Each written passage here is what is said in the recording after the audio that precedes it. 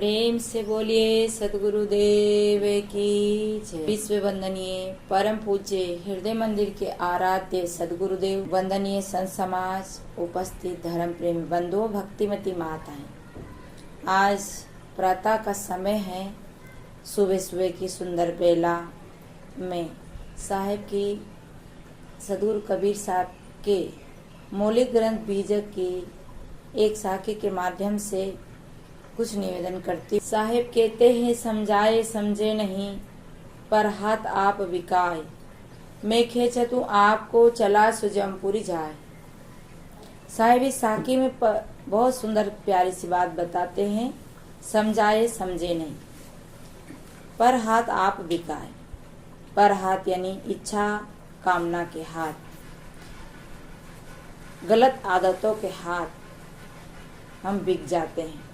छोटी छोटी सी आदत, बीड़ी पीने की आदत, शराब पीने की आदत, झूठ बोलने की आदत, चोरी करने की आदत, ये सब आदतें हैं और ये सब मन की चालें हैं। चेतन सम्राट होकर के भी असम्राट मन के हाथ बिक जाता है, दास बन जाता है, सदा मन के साथ नाचता है।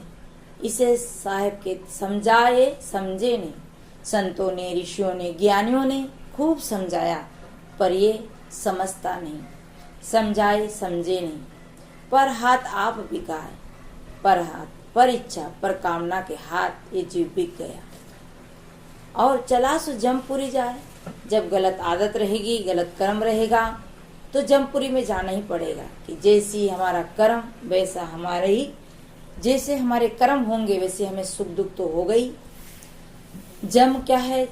जम कहीं बाहर नहीं है, जमा हुआ संस्कार। आज वर्तमान में जो कार्य करते हैं उसी का अभ्यास संस्कार बनता है, वही हमें यमपुरी यानी गर्भवास में, नाना खानियों में ले जाता है। तो पर हाथ जब हम बिक जाते हैं तो चला सो जमपुरी जाए। मानुष जीवन से चूक कर जमपुरी यानी अन्य खानियों में चला जाता है और नाना दुख भोगता है। तो ये समझता नहीं। एक माँ अपने बच्चे को समझा रही थी कि बेटा झील में चरने मत जाना, और वो माँ कौन थी? लोमड़ी थी।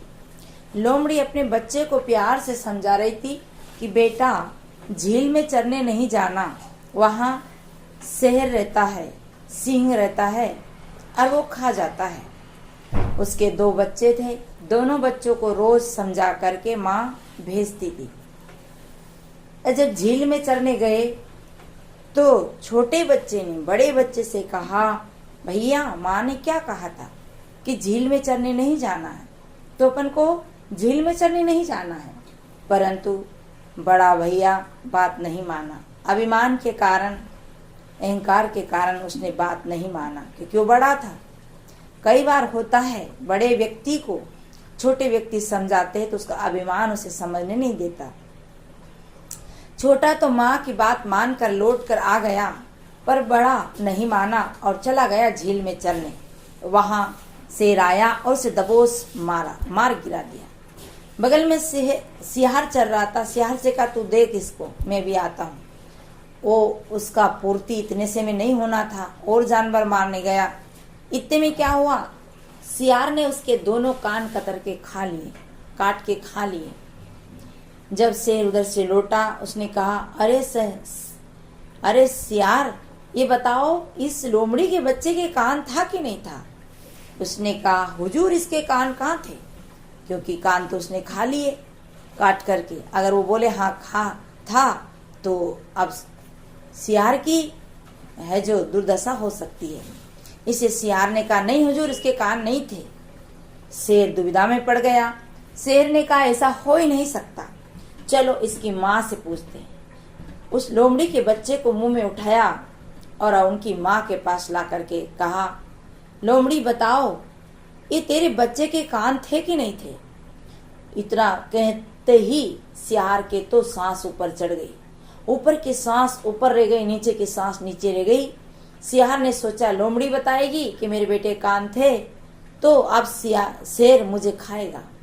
अब तो सियार बहुत डरने लगा। इतने में लोमड़ी अपने निकली और कहा, शेर ने कहा, बता तेरे बच्चे के कान थे कि नहीं थे? तो और लोमड़ी कहती है, हुजूर मेरे बच्चे के कान नहीं थे। तब तो सियार के जान आ गई। ये कान नहीं थे, इतना सुन के शेर तो चला जाता है। सियार पीछे रह जाता है। सियार पूछता है, माँ तेरे बेटे के कान थे, फिर भी तूने कहा कि कान नहीं थे, ये कैसे? उसने कहा, काश मेरे बेटे के कान होते तो झील में चरने नहीं जाते, और झील में नहीं चरने जाते तो आज शेर के हाथ मेरा बेटा नहीं मरता। मेरी बात नहीं मानी मेरे बेटे ने, इससे आज मेरे बेटे की दुर्दशा हुई। सज्जनों, सियार की जान आ गई कि क्योंकि उसने कान खाए थे। कहानी का तात्पर्य है, आज हम बात को नहीं मानते। जो शराब पीता है, गलत करता है, उनकी माताएं रोती है, समझाती है, पर वो शराब के हाथ बिक गए। उनकी पत्नियां रोती है, पर वो आदत में पड़ करके वो अपनी चाल को नहीं छोड़ता है। इसलिए समझाए समझे नहीं, पर हाथ आप बिकाए। मैं खेचा तो आपको, चला सो जमपुरी जाए। यूं हमारी आदत हमें जमपुरी में ले जाती है, नाना कष्ट भुगवाती है। काश लोमड़ी का बच्चा अपनी माँ की बात मान लेता तो शेर के हाथ कभी उसे मृत्यु का दंड नहीं भोगना पड़ता। आज यही हो रहा है। समझाते हैं ज्ञानी लोग, सज्जन लोग, पर दुर्जनों का स्वभाव सुधरता नहीं, इसलिए उनकी दुर्दशा होती है। तो साकी का भाव है, हम पर हाथ ना बिक कर अपने आप की तरफ लौटे।